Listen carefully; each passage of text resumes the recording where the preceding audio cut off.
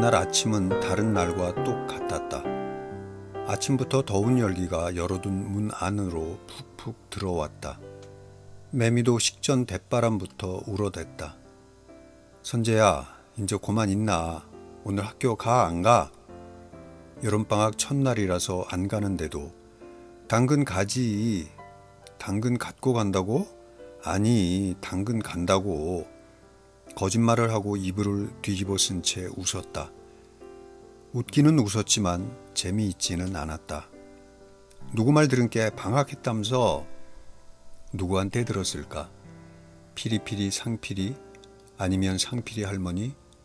상피리 할머니는 상피리한테 들었을 테니 어차피 범인은 상피리. 내일 비가 올란가?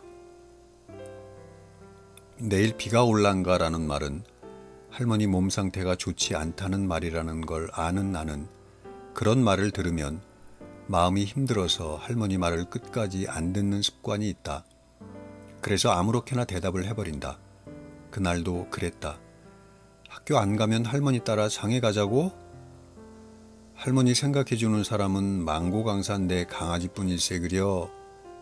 그러나 나는 눈도 깜짝 안 하고 대사를 외우듯이 말했다.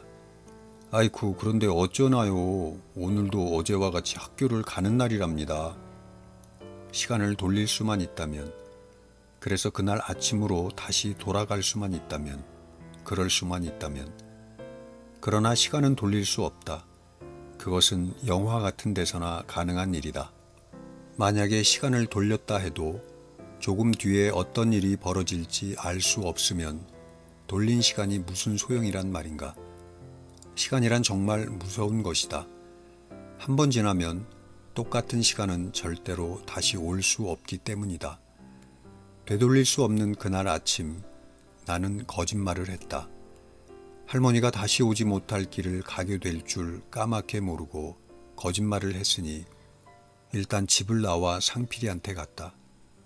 우리 집이 산 밑 외딴 집이듯 상필이 집은 우리 집과 면소재지 중간에 있는 길가 외딴 집이다. 상필이는 엄마랑 외할머니랑 셋이 산다. 상필이 엄마는 먼 데서 일을 하느라 가끔만 오니까 상필이도 나처럼 할머니와 둘이서만 사는 셈이다. 언젠가 상필이는 친할머니와는 살아보지도 않았으면서 외할머니랑 사는 게 좋다고 말했다. 나는 외할머니가 친할머니보다 더 좋은 것 같더라. 살아보지도 않고 살아본 것처럼 말하냐? 잘 들어봐. 엄마의 엄마가 누구야? 엄마가 두 개나 들어가지. 그게 바로 외할머니지. 봐라 얼마나 좋냐. 상필이 입장에서는 그럴 수 있겠지.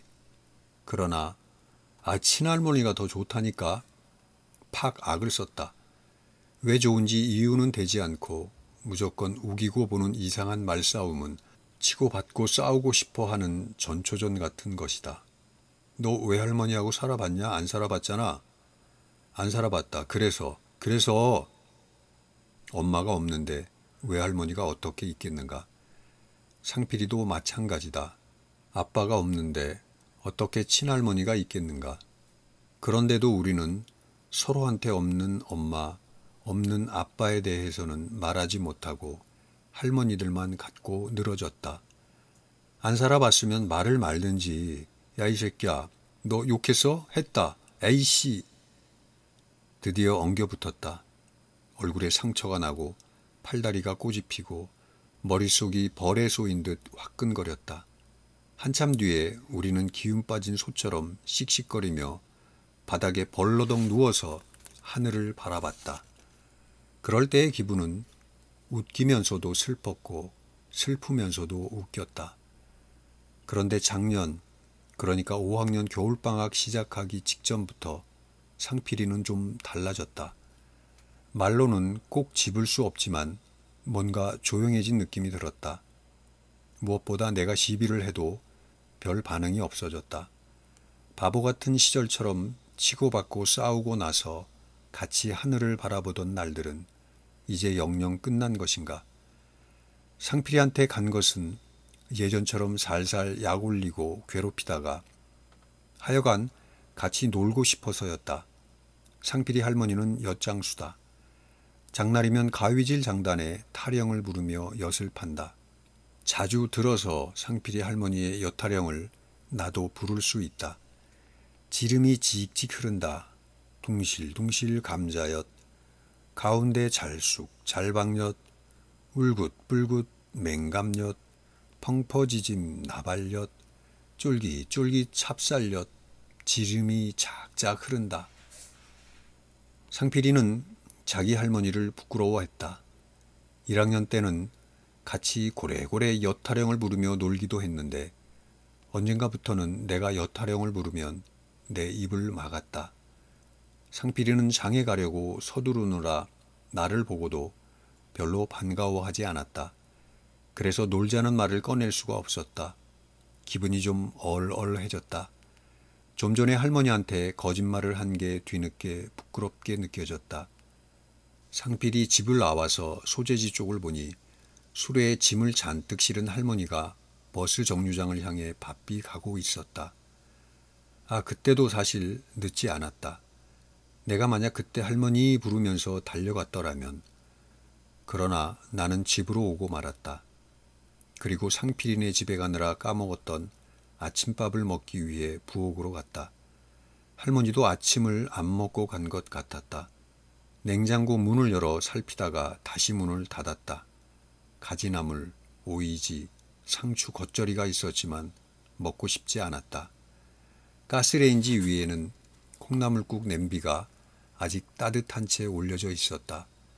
나는 콩나물국은 쳐다보기도 싫었다. 먹고 싶은 것이 아무것도 없을 때 늘 그랬듯이 계란 후라이를 했다. 옆에 김치도 볶았다. 큰 그릇에 밥을 담고 볶음김치와 프라이를 얹어 마구마구 퍼먹었다. 그렇게 먹고 나니 배는 불렀지만 기분은 좋지 않았다. 기분이 안 좋으면 언제나 그랬듯이 아무거나 발로 차버릴 것 같아 얼른 감나무 위로 올라갔다. 배가 부르면 기분이 좋아야 할 텐데 이상한 일이었다. 아이 짜증나. 날은 왜 이렇게 더운 거야. 듣는 사람도 없는데 괜히 날씨 탓을 하며 감나무 가지를 휙 부러뜨렸다. 그런데 그 순간 하필 이장이 들어서다 가지에 머리를 맞았다. 아이고 뭐여. 야야 이놈아. 왜요? 어른한테 왜요라니. 뇌라라 빨리 내려와. 싫은데요? 나는 늘 하던 대로 했다.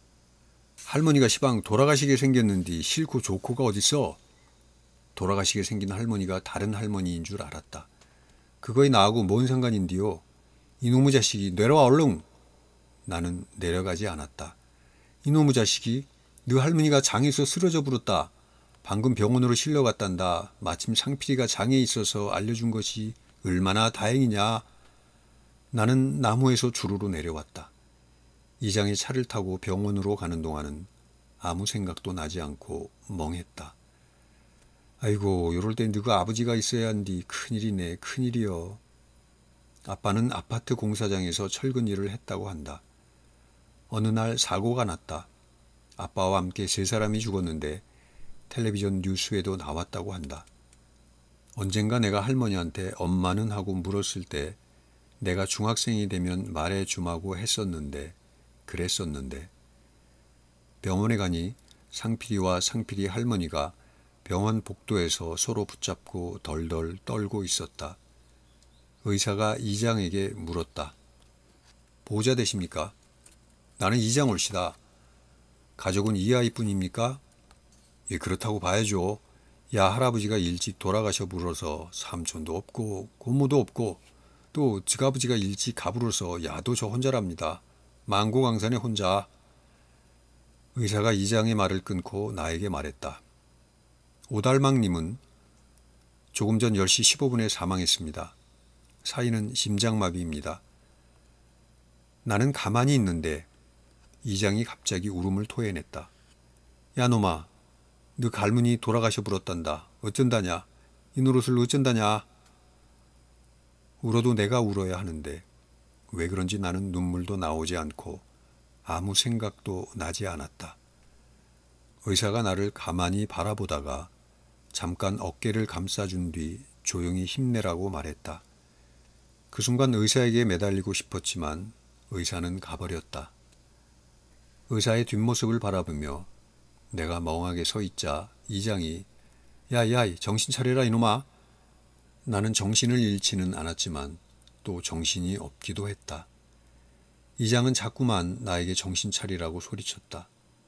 나는 할머니가 사망했다는 것이 무엇을 뜻하는지 알고 있지만 내가 어떻게 해야 할지 알 수 없었다. 상필이가 내게 다가왔고 상필이를 놓친 상필이 할머니가 픽 쓰러졌다. 나에게 오던 상필이가 다시 자기 할머니한테 돌아갔다. 야 이놈아, 이것은 실제 상황이여 정신 차려. 그러나 이장의 외침은 먼 세상에서 들려오는 소리 같았다. 소리는 들리지 않고 입모양만 보였다. 화장한 할머니의 유골이 난초가 그려진 하얀 단지에 담겨 나왔다. 나는 단지를 안고 상필이는 영정사진을 들고 이장이 모는 차에 올랐다. 모두 탔는데 이장은 출발하지 않았다. 이장이 출발하지 않는 것은 어디로 갈 셈이냐고 내게 묻는 거라는 걸 나는 알았다. 화장장에서 할머니를 어디에 모실 거냐고 이장이 물었을 때 나는 얼른 생각이 나지 않아서 나중에 말해주겠다고 했었다. 아이, 야 야가, 야 이놈아, 아이 머시매야. 사람들 말소리가 꼭 먼 데서 들려오는 소리처럼 들렸다. 이장이 출발하지 않은 것도 사람들이 나를 부르는 것도 어디로 가자는 나의 대답을 재촉하는 것이었다. 그렇지만 나는 이제부터 내가 어떻게 해야 할지 도무지 생각이 나지 않았다. 생각이 났다고 해도 입이 딱 붙어서 열리지 않았을 것이다. 유골함은 뜨거웠다. 뜨거워서 몸에서 땀이 났고 눈물이 땀처럼 줄줄 흘렀다. 모든 것이 꿈속 같았다. 나는 겨우 입을 떼어 뭐라고? 애기가 뭐라고 하기는 허네. 뭐라고 했는디? 모른다고 한 것 같은디? 운전석에서 폭탄이 날라왔다. 네가 모르면 누가 아냐 이놈아. 벼락치듯 이장이 화를 냈다. 그 순간 나는 벌떡 일어나서 외쳤다. 집으로 갈랍니다. 내내 아무것도 생각나지 않고 멍했던 내가 정신을 차린 건 바로 그 순간부터였을 것이다. 아이고 매 놀래라. 뭐시라고? 집으로 간다고 하네. 오매매. 그려? 그렇다면 너의 결정을 존중하여 집으로 간다이. 그때부터 나는 알게 되었다. 어른처럼 행동하는 편이 이득이 된다는 것을. 그러면 아무도 뭐라는 사람이 없다는 사실을 확실히 알게 된 것이다. 그러나 나오는 눈물만은 어찌 해볼 수가 없었다. 운다고 할매가 오냐? 울지 말어. 내가 우는 모습만 보면 이장은 다른 사람들이 있건 없건 큰 소리로 야단을 쳤다. 나오는 눈물을 어쩌란 말인가. 이장이 울지 말란 소리만 하니까 짜증이 났다. 울지 말란 소리 좀 하지 마세요. 울면서 악을 썼다. 그렇잖아도 슬픈데 이장이 야단을 치니까 화가 나서 더 울음이 났다. 아이, 네가 올해 몇 살이냐? 13살이요. 나 대신 상필이가 대답했다. 13살이나 먹어놓고 애기같이 찍찍 우면 쓰가디? 슬퍼서 울지요. 이번에도 상필이가 나 대신 대답을 했다. 할머니 옆에서 미역을 파는 미역 아줌마가 이장에게 우는 사람 그만 건들라고 내 편을 들어줘서야 울음이 겨우 멈췄다. 할머니가 돌아가신 첫날은 뭔지 몰라서 나오지도 않던 눈물이 둘째 날부터 끊이지 않고 나왔다. 내 눈은 퉁퉁 부어서 앞이 잘 보이지 않을 정도였다. 이장이 보면 또 운다고 야단칠까봐 장례식 내내 이장을 피해 다녔다. 화장장에서 돌아오는 중간에 휴게소 화장실에 들러 소변을 보는데 겨우 멈췄던 눈물이 또 줄줄 흘러내렸다. 할머니가 돌아가셨는데도 나는 오줌이 마렵고 똥도 마렵고 배도 고팠다. 잠도 왔다. 할머니가 돌아가셨으면 그 모든 것이 멈춰야 할 텐데 똑같았다. 할머니가 살아있을 때와 다른 것은 쉴 새 없이 나오는 눈물뿐이었다. 내 옆에 있던 모르는 아저씨가 나를 보고 말했다. 오줌 눌 때는 눈을 똑바로 뜨고 누워야지. 화장실을 나오니 화장실에서의 그 아저씨가 나를 보고는 왜 우냐고 물었다. 말도 끝까지 못하고 할머니라고 하는 순간 또 울음이 터졌다. 아나, 먹고 싶은 것 있으면 사 먹어라. 아저씨가 10,000원짜리를 줬다. 나는 갑자기 그 아저씨를 붙잡고 싶었다. 병원에서 의사한테 그런 마음이 들었던 것처럼 아저씨 가지 마세요. 우리 할머니가 돌아가셔서 나한테는 아무도 없어요. 나 혼자란 말이에요. 아저씨 뒷모습을 안타깝게 바라보는 나를 이장이 계속 보고 있었던가 보았다. 바카스 상자를 든 이장이 벼락치듯 소리쳤다. 뭐시여? 나는 계속 아저씨 뒷모습에 눈을 둔 채 짜증스럽게 대답했다. 왜요? 왜요라니? 모르는 사람이 주는 돈을 덥석 받으니 그러지? 주니까 받죠? 줘도 안 받아야지. 네가 거지요? 사람이 말이여 자존심이 있어야 해. 내 맘이요. 너는 인자부터 혼자여. 혼자일수록 가오를 지켜야지. 삶은 가오빨리라는 말이 있어. 그게 뭔데요? 크면 알게 돼야. 그런데 아까 그 사람이 뭐라고 하면서 돈을 주던? 안 가르쳐줄라요. 이장이 웃었다. 이장이 웃으니 나도 웃음이 나왔다. 할머니가 이 세상에 없는데 웃다니 내가 미친 건가? 이장이 나눠주는 바카스를 마시며 사람들이 영문도 모른 채 따라 웃었다. 사는 것이 가랑잎이나 한 가지여. 바람 한번 건듯 불면 또르르르 굴러가 불어. 이쪽에서 저쪽으로 굴러가 분단 게 잡도 못하게 또르르르 가불어. 상필이 할머니 말대로 할머니는 죽은 게 아니고 굴러가 버린 걸까? 그것이 아니여. 다리 건네듯이 저 세상으로 뿔딱 건너가는 것이지. 사람이 죽는다는 것은 굴러가 버리는 것이 아니고 건너가는 거라고 말해놓고 국자 할머니가 의기양양한 표정을 지었다. 국자처럼 허리가 굽은 국자 할머니는 저 세상으로 가는 다리를 건너갈 때는 허리를 펼까? 사는 것은 꿈꾸는 것이여. 한바탕 꿈꾸고 왔던 뒤로 훅 돌아가 불어. 그래서 죽은 것을 돌아간다고 하는 것이지. 염소를 키워서 염소처럼 생긴 염소 할아버지의 말은 염소가 매거리는 것 같았다. 안녕하냐고 인사하고 돌아서 보니 없어져 불었네요. 먼지같이 없어져 불었어요. 미역 아줌마는 할머니가 먼지처럼 없어져 버렸다고 했다. 미옥씨, 그것은 먼지라고 안 하고 원자라고 해요. 원자. 사람은 죽으면 원자로 돌아갑니다. 그래서 사방천지로 스며든다는 말이 있지 않습디요. 이장이 미역 아줌마 앞에서 왠지 잘난 체를 하는 것 같았다. 할머니는 가랑잎처럼 굴러가 버리고 다리를 건너듯 건너가 버리고 왔던 대로 돌아가 버리고 먼지같이 없어져 버리고 원자가 되어 사방천지에 스며들었나? 할머니가 간 곳은 어떻게 생겼을까? 여기보다 좋을까? 나쁠까? 거기도 바람이 불고 비가 오고 해가 뜨고 나뭇잎이 살랑거리고 새가 울고 구름이 흘러가고 선재야 나는 간다. 잘 있어라잉. 같이 가 할머니.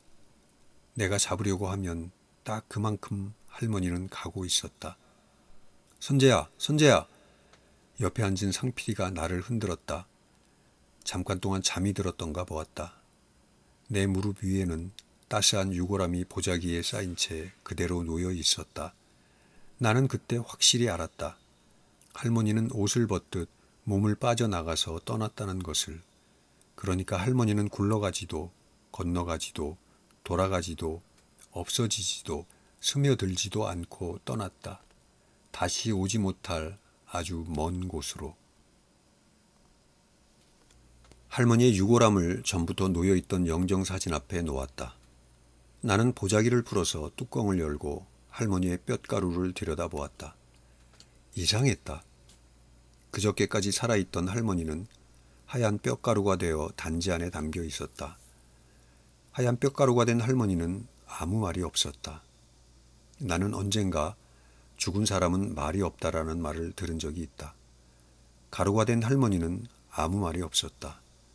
할머니가 말이 없으니까 나도 말을 할 수가 없었다. 날이 저물어 오고 있었다. 열대야여서 기온은 높은데도 할머니가 없으니 추운 것 같았다. 손도 떨리고 다리도 떨리고 이도 부딪혔다. 오도도독 오도도독 오도도독. 이제부터는 혼자야. 혼자. 밥도 혼자 먹고 잠도 혼자 자고 또 돈도 벌어야 해. 오도도독. 오도도독이 나에게 그렇게 말하는 것 같았다. 몸이 떨리기 전에 사실은 내내 마음이 떨렸다. 입으로는 오도도독 오도도독 소리를 내며 머릿속으로는 앞으로 살아갈 일을 생각하고 또 생각했다. 장례식장에서 사람들이 내게 준 봉투 속의 돈을 다 꺼내보았다. 장례식장 비용과 화장장에서 쓴 돈을 빼고 남은 돈은 110만 원이었다. 나는 이제 그것으로 살아야 한다. 돈 110만 원으로 내가 언제까지 살 수 있을지는 알 수 없었다. 불을 껐는데 방 안이 환했다. 방충망 너머로 달이 보였다. 달은 보름달이었다.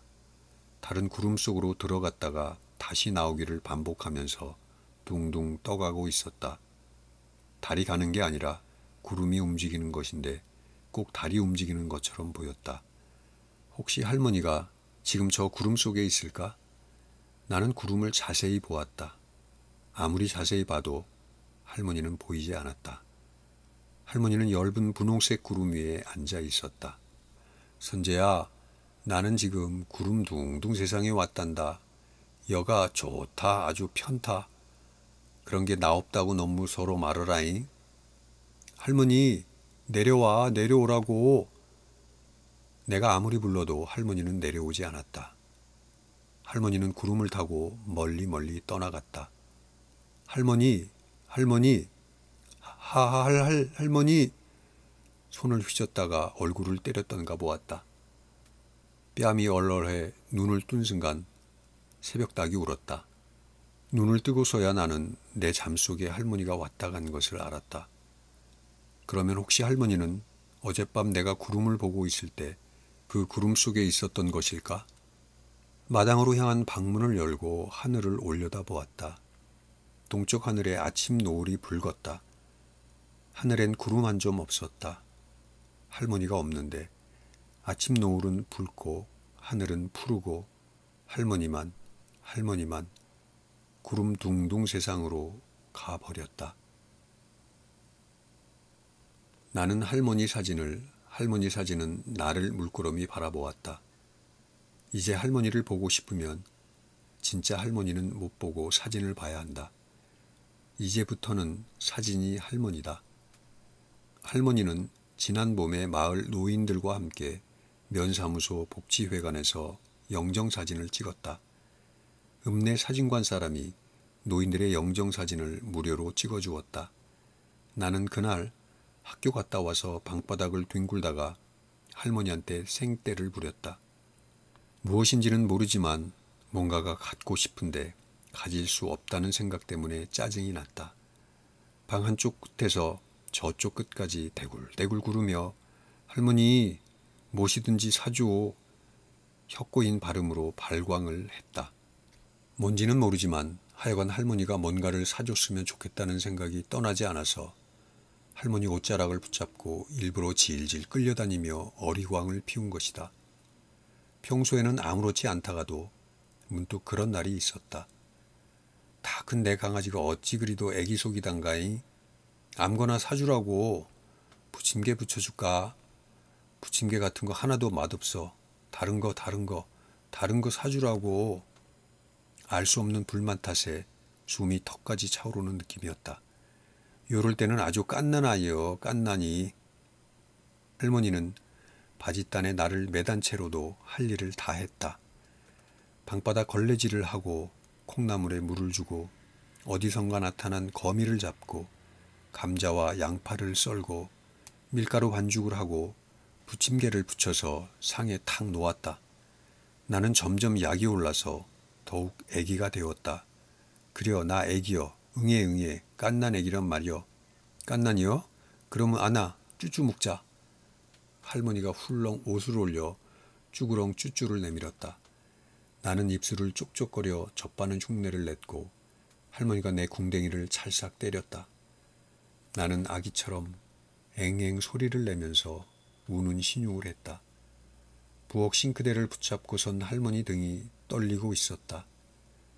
내가 느닷없이 애기짓을 하면 할머니는 억장이 무너진다고 했다. 할머니 등이 떨리는 건 할머니 억장이 무너지는 중이라는 걸 나는 알고 있었다. 할머니 억장이 무너지면 할머니는 소리도 못 내고 운다. 그럴 때는 내 마음도 무너질 것 같아서 무조건 밖으로 나가 마루 밑 개 밥그릇이나 냅다 차는 수밖에. 그날 할머니는 울다가 나가서 사진을 찍었다.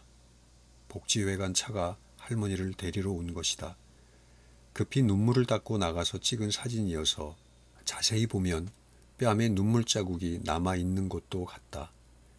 영정사진은 봄부터 있었는데 사진 속 할머니의 눈물을 나는 왜 이제야 발견한 것일까? 할머니가 살아있다면 아직도 그 눈물 자국을 발견하지 못했을지도 모른다. 이왕 발견할 거라면 빨리빨리 발견해야 했는데 특히 눈물 자국 같은 것은 더 그래야 했는데. 할머니는 울 때 거의 소리를 내지 않거나 눈물을 흘리지 않아서 나는 할머니가 우는 줄 모르는 때가 많았다. 그렇지만 이제 나는 안다. 할머니가 웃어도 할머니 가슴에는 밖으로 나오지 못한 눈물이 한가득이었다는 것을. 내가 할머니 속이기 놀이라고 이름 붙인 놀이를 하던 어느 아침에도 그랬다는 것을 나는 이제야 알겠다. 선재야, 인저 곰만 있나? 인저와 고만과 인나는 새 쌍둥이 같았다.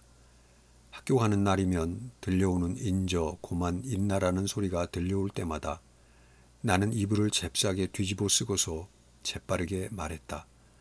오늘 아파, 학교 못 가. 할머니 말은 새 쌍둥이고 내 말은 네 쌍둥이였다. 처음 듣는 사람은 절대로 알아먹을 수 없겠지만 할머니는 바로 안다. 할머니는 내가 연기를 하는 줄 뻔히 알면서도 깜짝 놀라는 신용을 한다. 아이쿠, 내 강아지야, 어디가 아프신가? 내가 원하는 것은 바로 그것이었다. 선재야 하고 부를 때의 딱딱한 목소리가 아니라 강아지라고 할 때의 달콤한 목소리, 그리고 내 이마에 올리는 할머니 손에서 나는 파마늘 냄새. 아프니까 자꾸 묻지 마. 말하면 목구멍도 아프고 머리도 아프고 배도 아프고 발가락도 아프고 콧구멍도 아프고. 말하면서도 나는 코를 쿵쿵거렸다. 할머니의 손에 파마늘 냄새를 맡으면 마음이 포근해졌다. 할머니도 내 어린애 흉내가 싫지는 않은 모양이었다. 할머니 입가주름이 웃고 있었다. 싫으면 할머니 팔자주름이 먼저 성을 낸다는 것을 나는 알고 있다. 할머니의 팔자주름은 성이 나면 시든 상춘잎처럼 되고 좋으면 둥그렇게 핀 나팔꽃처럼 된다. 할머니의 나팔꽃이 열은 없으시구만 하면서 방글거렸다. 열 안 나면서 아픈 게 진짜 아픈 거라고. 내 강아지는 모르는 게 없는 만물박살세. 인터넷이 만물박사지. 그것이 그렇게도 야문이여. 그 야문이가 바로 스마트폰이야, 스마트폰. 그 야문이를 어디 가서 맞춘다냐. 맞추긴 뭘 맞춰. 그냥 사면 되는 거지. 되는 거지 소리에 맞춰 나는 용수철처럼 튕겨 일어났다. 할머니 속이기 놀이를 하면서도 내 마음속 어느 한 귀퉁이에서는 어떤 생각이 떠나지 않았다. 나에게 엄마나 아빠 둘 중 한 사람이라도 있다면 내가 이렇게 싱거운 놀이를 하며 즐거운 척 할 수 있을까? 할머니 속이기 놀이는 복구가 저하고 안 놀아준다고 마루 밑에서 낑낑거리는 것과 같았다. 낑낑, 낑낑. 그럴 때면 할머니의 도마질 소리도 낑낑, 낑낑 소리로 들렸다. 그러니까 할머니의 도마질 소리는 할머니의 울음소리와 같은 것이다. 어느 가을 할머니랑 냇가에서 억새를 뽑던 날은 유난히 햇빛이 밝았다. 할머니는 흥얼흥얼 콧노래 비슷한 노래를 부르며 억새를 뽑았다. 의학세 다듬어서 빗자락을 메어 풀아 우레기 신을 사주구나. 우레기 옷을 사주구나. 한창 억새를 뽑고 있는데 뭔가 아슬아슬한 느낌이 들었다. 뭔가가 아슬아슬한 느낌, 그것은 직감이라는 것이다. 예전에 도시에서 어떤 가족이 놀러 왔다가 아이가 냇물 어디쯤 있는 소용돌이에 빨려 들어간 적이 있다. 상필이는 그때 도시에서 온 사람들이 물놀이 하는 것을 구경하다가 아이가 물속으로 들어가는 것을 보고 있었다. 그런데 눈 깜짝할 사이에 아이가 안 보여서 상필이가 소리 질렀다. 소용돌이에 빠졌어요.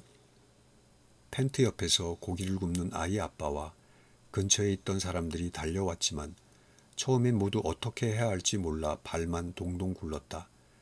그때 아이 머리가 물 밖으로 잠깐 보였다 사라졌다. 아저씨 한 사람이 일촉즉발의 순간에 아이 쪽으로 밧줄을 던졌다. 아이는 정신을 잃기 직전에 밧줄을 잡았다. 아저씨가 밧줄을 잡아당겼다. 아이는 다행히 밧줄을 잡고서 쑥 빠져나왔다. 아저씨가 인공호흡을 했다. 아이가 물을 왈칵 품어내자 파랗게 질린 얼굴에 핏기가 돌면서 눈을 반짝 떴다. 발만 구르며 둘러섰던 모든 사람들이 박수를 쳤다. 할머니가 물가로 가까이 가자 내 머릿속에 흐리릭 상필이가 말해준 그 사건이 생각났다. 할머니 안 돼! 아직 아무 일도 일어나지 않았는데 비명이 나왔다. 할머니 등 뒤에서 하얀 억새의 햇빛이 부서지고 있었다. 아가, 내 강아지야. 와 그러신가? 나를 돌아보는 할머니 몸이 휘청했다. 나는 잽싸게 할머니 다리를 꽉 붙잡았다. 할머니 발은 억새에 가려진 소용돌이 바로 옆이었다. 얼마나 위험한 순간인지를 할머니는 그제야 알았다. 할머니 얼굴은 해를 등지고 있어서 까맸다. 할머니가 본 내 얼굴은 햇빛을 받아 붉었을까? 얼굴을 마주 본 순간 할머니도 나도 울음이 터져 나왔다. 소리도 없이 눈물도 없이 뭉게구름처럼 뭉게뭉게 부풀어 오르는 할머니의 울음을 본 순간 나도 할머니 품 안에 안겨 입을 쩍쩍 벌리며 소리나지 않는 울음을 울었다.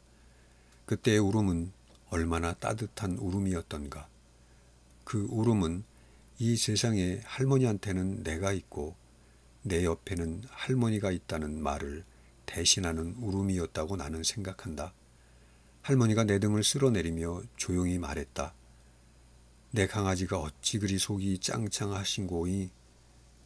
집으로 돌아오는 길에 할머니 등허리에서 하얀 억새가 춤을 추었다. 내 마음도 햇빛과 바람으로 빵빵하게 부풀어 오르는 느낌이 들었다. 특히 어른 속이라는 말이 짜릿했다. 할머니한테 어른 속이라는 말을 들으면 왠지 배가 부른 느낌이었다. 그런 내 마음을 할머니도 알았을까? 아마 알았을 것이다. 할머니가 내 강아지가 어찌 그리 어른 속인가 할 때는 목소리부터 달라지는 것을 보면 안다. 가을에 수수 모가지를 꺾을 때도 그런 목소리를 냈다. 수수 모가지가 짱짱하네 내 강아지같이. 거칠한 손바닥으로 내 머리를 쓰다듬을 때 나오는 할머니의 기분 좋은 목소리. 소리 없이 눈이 내리던 어느 겨울밤에 이불 속에서 할머니가 돈을 셀 때의 목소리도 생각난다. 하나이, 두이, 서이, 너이, 다서이, 여서이. 손가락에 퇴퇴 침을 바르고 일곱이요, 야답이요, 아홉이요, 열장이요, 열장이문. 내가 외쳤다. 10만 원! 할머니는 아무도 없는 방 안을 둘레둘레 둘러보며 누가 들으면 큰일 나 암소리 말어. 나도 할머니도 입을 합 다물고 소리 없이 웃었다. 그 돈은 분명히 할머니가 장에서 물건을 팔고 벌어온 돈인데도 꼭 어디서 훔쳐온 돈을 세는 것처럼 느껴져서 더 재미있었다. 돈 많으면 할머니도 좋지. 빨리 말해봐. 좋아 안 좋아? 나는 철부지 도둑처럼 오두방정을 떨고 좋지. 할머니는 도둑 두목처럼 목구멍 깊은 데서 울려나오는 은큼한 웃음을 웃었다. 눈 내리는 소리는 소리가 없다. 소리가 없는데도 소리가 들린다. 눈 내리는 날은, 특히 저녁 눈 내리는 날은 기분 좋은 꿈을 꾸는 것 같다. 사그락 사그락 사르르르 사그락 사그락 사르르르. 그러면 할머니는 방문에 달린 쪽유리에 이마를 대고 밖을 내다보며 하얗다 눈 봐라 눈. 눈이 하얗게 쌓였는데 하늘엔 달이 휘영청 밝은 밤에 할머니는 또 하얗다 달 봐라 달. 이제 눈이 와도 달이 떠도 하얗다 소리를 나는 들을 수 없을 것이다. 할머니의 목소리도 할머니를 따라 멀리 떠났다. 땀이 등과 목에서 줄줄줄 시냇물처럼 흘러내리던 여름 어느 날 학교 앞 슈퍼 아줌마가 나를 불렀다. 아가라고 불러서 나는 처음에 나를 부르는 줄 몰랐는데 너 말이여 너 해서 알았다. 아나 사과 한 봉지를 내게 안겼다. 나는 신이 나서 사과를 안고 집으로 뛰어갔다. 가슴이 콩닥콩닥 뛰었다. 어떤 엄마가 자기 아이를 아가라고 부르는 것을 본 적이 있었다. 그 아이는 아가가 아니고 나보다 더 큰 형이었다. 할머니도 내가 아가가 아닌데도 나를 아가라고 부르기는 했다. 그러나 엄마가 아가라고 부르는 모습은 그때 처음 보았다. 그 전에는 할머니들만 그렇게 부르는 줄 알았다. 같은 말이라도 누가 하는지에 따라 느낌이 다른 것을 그때 처음 알았다. 나는 뛰는 가슴을 안고 집으로 뛰어와서 사과 봉지를 펼쳤다. 사과는 주름투성이었다. 아줌마는 어차피 팔리지 않을 사과를 내게 준 것이다. 할머니가 아닌 사람으로부터 처음으로 아가라는 말을 듣고 두근거리던 가슴이 갑자기 뚝 멈추었다. 학교에서 가을 운동회가 끝나고 터덜터덜 집으로 가고 있는 나를 슈퍼 아줌마가 발견하고 지난 여름에 그랬던 것처럼 아가하고 또 불렀다. 오메 오메 이것이 무엇이여. 땀을 풀죽같이 흘리네. 아이스크림을 내밀었다. 그 순간 주름투성이 사과 생각이 났지만 목이 말라서 덥석 받았다. 아이스크림을 먹는 동안에는 아무렇지도 않았다. 그런데 다 먹고 나서 갑자기 화가 치밀었다. 그래서 푹푹거리며 집으로 뛰어들어갔다. 할머니는 토방에서 고구마 순 껍질을 벗기고 있었다. 나는 책가방을 아무데나 휙 던져놓고 나무 위로 올라갔다. 언제부터인가 화가 나면 발에 닿는 대로 뭔가를 걷어차는 버릇이 생겼다. 강아지 복구와 복구 밥그릇이 내 발끝에서 위험해질 것 같았다. 그래서 나무 위로 올라간 것이다. 나는 감나무 위에서 발을 둥둥거리며 할머니한테 악을 썼다. 화가 나 화가 나. 아이스크림을 받아먹은 것이 화가 난다고 말하기가 너무 복잡해서 일단 화가 난다고 악부터 쓰고 보았다. 처음에는 무슨 말인지 모르고 멍하게 있다가 내가 화가 났다는 것을 차츰 알아챈 할머니는 감나무 밑으로 고구마 순을 가져왔다. 나는 계속 하던 일을 할 테니 너는 무엇 때문에 화가 났는지 말해보라는 뜻이었다. 슈퍼 아줌마가 여름에 나한테 준 거 생각나? 생각 안 나는디? 생각내봐. 생각 안 나면 죽어볼 것이여. 생각아 나와봐라이. 안 나오면 우리 애기가 죽어본단다. 아 나왔다 생각. 뭔데? 사과. 그래 그 주름투성이 사과. 오늘은 아줌마가 사과 말고 아이스크림을 줬어. 근데 갑자기 그 사과가 생각났다고. 으이. 할머니가 듣고 있다는 표시로 내는 으이 소리를 들으면 기분이 좋아진다. 하지만 화를 금방 그치기는 왠지 좀 부끄러워서 나는 더욱 큰 소리를 냈다. 사과가 생각나서 화가 났는데 아이스크림을 맛나게 받아먹은 게 또 화가 났다고. 할머니는 나를 가만히 올려다보고 있다가 갑자기 부엌으로 갔다. 화가 난다고! 화가 난다고 말하면서 또 화를 내는 나를 내버려 두고 가는 할머니한테 고래고래 악을 썼다. 그러나 그것은 할머니한테 쓰는 악이 아니고 공중에다 쓰는 것이다. 내 강아지한테 잘해준 보답이여. 공손히 드리고 오소. 할머니가 가지고 나온 것은 참기름이었다. 그 참기름은 가게에서 돈 주고 산 참기름이 아니고 할머니가 심어서 가꾸어서 베어서 말려서 털어서 방앗간에 가져가서 짠 참기름이다. 나는 싫다고 버텼다. 싫다고. 받고만 살면 도치기여 도치기. 도치기가 뭔지는 모르지만 느낌으로 뭔가 험악한 짐승인 것 같았다. 도치기 좋아하시네. 그런데 바로 그 순간에 미운 놈 떡 하나 더 준다는 속담이 생각났다. 미운 슈퍼 아줌마한테 참그림이나 갖다 주자. 나는 감나무에서 훌쩍 뛰어내렸다. 이것이 무엇이요? 아고메나 참기름이네. 진짜 참기름. 아줌마는 참기름병을 받아들고 좋아서 입을 다물지 못했다. 참기름을 전해주고 돌아오는 길에 이상하게 화가 조금씩 가라앉았다. 할머니의 미운 놈 떡 하나 더 주자 전법이 통한 것 같았다. 이것이 무엇이요? 쿡쿡쿡. 아이고 매나 칵칵칵. 아줌마 목소리를 흉내내다 보니 이상한 웃음까지 나왔다. 아이고 매나 우습다. 정말 우습다. 컥컥컥 하다가 집이 가까워지자 콧노래가 나왔다. 나나나 나나나 그런 식의 콧노래는 아무 때나 나오지 않고 나오는 때가 딱 정해져 있었다. 자전거를 타도 그런 콧노래가 나왔다.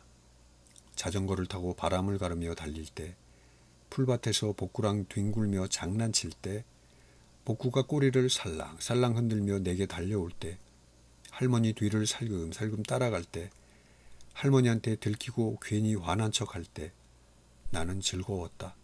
그래서 또 나나나 나나나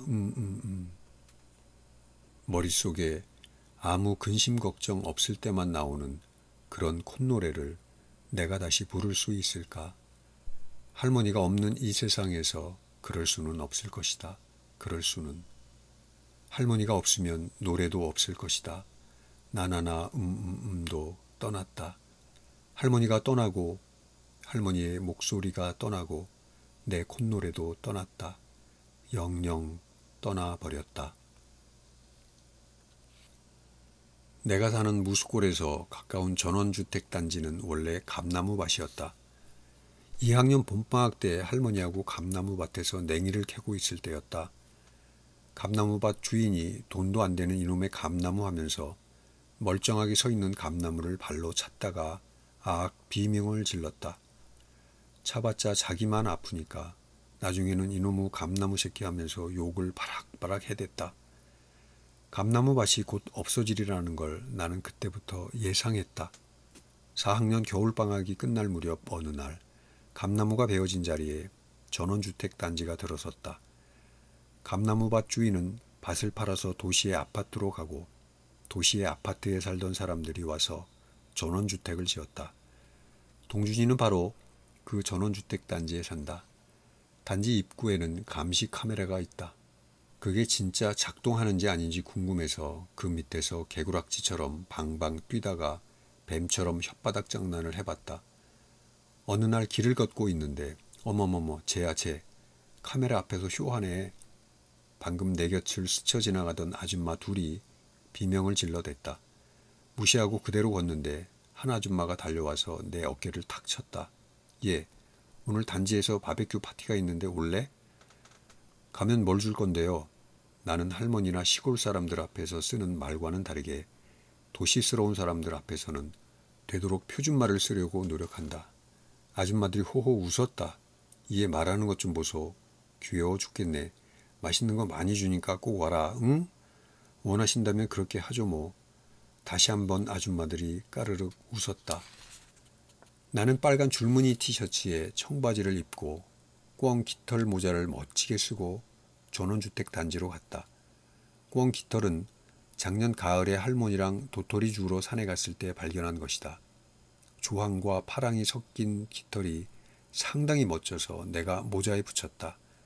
그걸 쓰고 읍내로 갔더니 사람들이 와 멋진데 예술가 같다고 한마디씩 했다. 어떤 사람은 연예인이다 연예인 하면서 나한테 사인해달라고 졸랐다. 하여간 꽝 깃털 모자를 쓰면 나를 보는 사람들의 태도가 달라진다. 넓은 잔디밭 위에 바베큐 파티는 뭔가 들뜨는 기분이었다. 넓은 잔디밭 위에 바베큐 파티는 뭔가 들뜨는 느낌이었다. 동준이를 학교에서 보면 한국애 같은데 거기서 보니 외국애 같았다. 나를 보고 사람들이 그 애가 바로 이 애로구나 거참 하면서 반가워했다. 역시나 내가 쓴 꽝 깃털 모자를 보고 사람들이 특별히 더 즐거워하는 것 같았다. 사람들이 다들 나를 좋아하는 분위기여서 오랜만에 나도 기분이 썩 좋아졌다. 동준이 아빠가 내게 음료수를 건네며 건배를 했다. 이름이 뭐라고 했지? 선재요. 김선재. 아저씨는요? 내 이름? 내 소개부터 해야 했는데 순서가 틀렸네. 나는 이상덕이야. 동준이 아빠 이상덕 씨는 고기 굽는 기계에서 맛있게 익은 고기를 먹기 좋게 잘라서 내게 주었다. 고맙다는 말을 해야 하는데 그 말은 어쩐지 하기 싫었다. 이런 기계는 가격이 얼마나 하나요? 이 기계는 순전히 내 아이디어로 만든 거란다. 자재값만 10만 원 정도 들었어. 연기도 안 나면서 고기가 알맞게 구워져 나와서 참 좋네요. 엄지척을 해주었더니 이상덕 씨가 내 귀에 대고 말했다. 원하면 만드는 법 가르쳐 줄 수 있어. 공짜로요? 당연하지. 우리 아들 친구인데. 이 모자 한번 써보실래요? 그래도 돼? 당연하죠. 친구 아빠인데. 어때? 어울려? 멋져요. 원하시면 드릴게요. 오랜만에 기분이 좋구나. 자기 아빠와 내가 재미나게 대화하는 모습이 질투가 났던 것일까? 동준이는 제 아빠 품으로 파고들며 투덜거렸다. 뭐야? 얘가 아들이야? 응? 내가 아들이잖아. 고기 굽는 기계 쪽으로 이상덕 씨 몸이 기울어졌다. 위험해. 좀 떨어져 앉아. 싫어. 아이고 우리 동준이는 언제쯤 선재처럼 의젓해질래? 응? 그럼 나버리고 얘 아들 해. 아들 하라고. 동준이 목소리가 깍 거위 소리 같았다. 동준이 엄마가 나를 향해 날카롭게 쏘아붙였다. 얘, 너는 남의 동네 와서 왜 우리 아들을 괴롭히니? 응? 예의가 없구나. 예의가 없어. 이상덕 씨가 내 앞을 막아섰다. 여보, 애먼 애한테 무슨 짓이야? 무슨 짓? 내가 오늘 선재를 만나서 기분이 아주 좋다고. 동준이 엄마는 이상덕 씨가 쓰고 있는 내 모자를 확 벗겨서 내동댕이 쳤다. 나는 얼른 모자를 주었으나 깃털은 동준이 엄마 손에 들려 있었다. 당신 기분만 좋으면 뭐해? 당신 아들이 속상해 죽으려고 하는데 죽으라고 해. 아주 이제 막 나가네 막 나가. 그때 갑자기 동준이가 악을 썼다. 아빠 없어도 돼. 우리끼리 살 거야. 아빠 없으면 우리가 못 살까 봐? 돈만 있으면 살지 뭐. 동준이 엄마가 동준이 입을 막고 나를 노려보며 소리쳤다. 어머머머, 콩만한 애가 와서 남의 가정에 불화를 일으키네. 가정 불화를 일으켜. 동준이 엄마와 아빠의 목소리는 점점 커져갔다. 전원주택 사람들은 두 사람을 말리면서 나한테 눈짓을 했다. 얼른 피하라는 뜻이었다. 그러나 나는 갈 수가 없었다. 내 꽁털. 뭔 털? 꽁털이요, 꽁털. 마침 동준이 엄마가 손에 들고 있던 꽁털마저 버렸다. 나는 잽싸게 깃털을 주어서 전원주택단지를 빠져나왔다. 내가 그것을 떠난 뒤 동준이 엄마와 아빠가 계속 싸웠는지 어쨌는지 나는 모른다. 5학년으로 올라온 지 얼마 안 됐을 때 동준이가 먼 데서 나를 향해 달려왔다. 나는 반가워서 그러는 줄 알고 동준이를 기다렸다. 그런데 동준이는 달려오던 그대로 나를 들이받았다. 너 때문이야. 동준이가 나한테 시비를 거는 게 그날 그 사건 때문이라는 걸 눈치챘다. 아니지, 너 때문이지 하는 순간 동준이는 저만큼 달려가 버렸다. 그 뒤로도 자기 엄마 아빠가 나 때문에 싸웠다고 동준이는 걸핏하면 너 때문이야 하고 시비를 걸었지만 그동안은 참았다. 그러나 복도에서 나와 부딪히면서 욕을 한 날은 참을 수가 없었다. 달려들어서 동준이를 한 대 쳤다. 동준이는 넘어지면서 비명을 질렀다. 선생님은 제대로 알아보려고 하지도 않고 나에게 먼저 사과하라고 했다. 김선재, 이동준한테 잘못했다고 사과해라. 나는 사과하지 않았다. 사과 안 해? 이동준이 먼저 하면 할게요. 동준이가 선생님 몰래 나를 향해 엿먹으라는 뜻의 팔뚝 욕을 했다. 나는 즉시 엿은 너나 먹어라 새끼야. 동준이가 팔뚝으로 한 욕을 나는 말로 돌려줬다. 물론 동준이한테 한 것인데 선생님이 오해를 한 것이 분명했다. 얼굴이 벌개지면서 따라오라고 했다. 나는 선생님을 따라가지 않고 가방을 쌌다.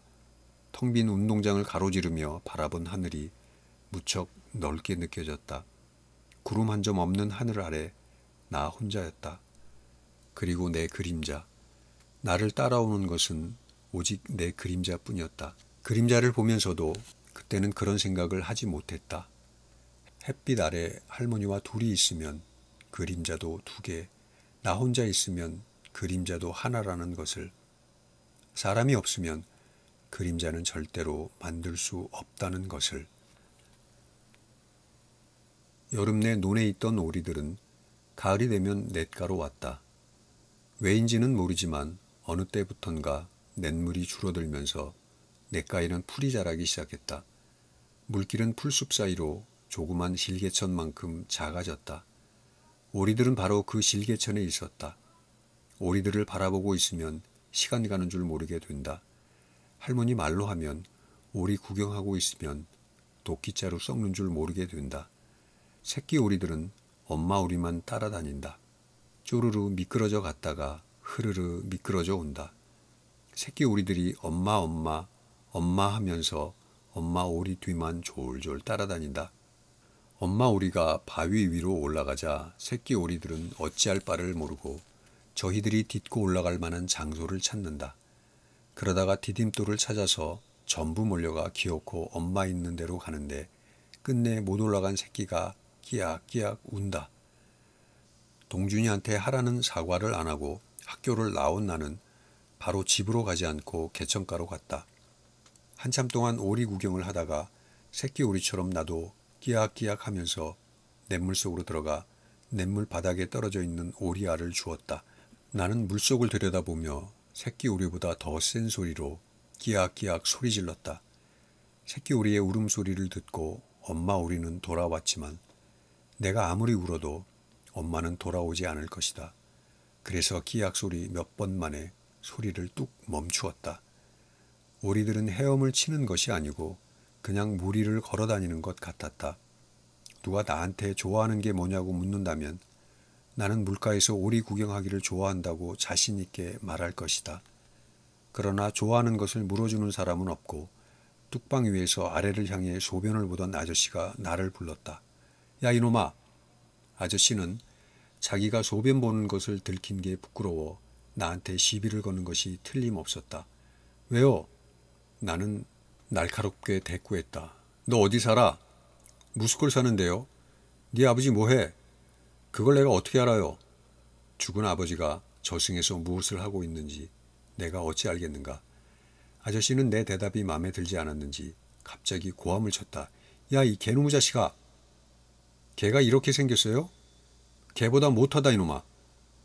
나는 도망갈 준비를 하고서 아저씨는 뭐같이 생긴 줄 아세요? 뭔디? 찌그러진 깡통 같아요. 멋이라고 이놈의 자식이. 아저씨 약을 더 올리고 싶어 주먹감자를 날렸다. 에라 이놈의 자식을 오늘 그냥 요절을 내야 쓰겄다. 거기서 거기. 여기요? 이만큼 서면 돼요? 그려. 거기서 꼼짝 말고 기다려. 요만큼 서 꼼짝 않고 기다릴게요. 옳지. 아이고 매야. 아저씨가 달려오다가 앞으로 고꾸라졌다. 아저씨를 피할 것도 없이 나는 천천히 걸어가다가 아저씨가 보이지 않는 곳쯤에 와서 아악 소리를 지르며 달렸다. 멀리 산에서 내려오고 있는 할머니가 보였다. 할머니가 보이는 순간 걸음을 뚝 멈추었다. 나는 천천히 그러나 마음속으로는 재빨리 할머니한테 다가갔다. 아이고 내 강아지야. 꿈에 용배득히 내 강아지가 오시네. 나를 쫓아오던 아저씨는 이미 사라졌는데도 나는 숨차게 일렀다. 어떤 아저씨가 나를 요절을 낸다고 쫓아왔어. 할머니가 혼내줘. 할머니가 허공에 대고 삿대질을 했다. 어떤 사람이 우리 귀한 새끼를 누가 응? 아무도 없는데도 할머니는 팔을 휘저었다. 할머니 몸에서 산국화 냄새가 났다. 산국화 냄새나는 팔을 휘젓던 이 세상에 하나밖에 없는 내 편, 오달막 내 할머니. 그때처럼 어디선가 할머니가 나타나주면 얼마나 좋을까. 그러면 지금 흐르는 이 눈물을 싹 닦고 할머니한테 달려갈 텐데, 호랑이보다 빠르게 달려갈 텐데.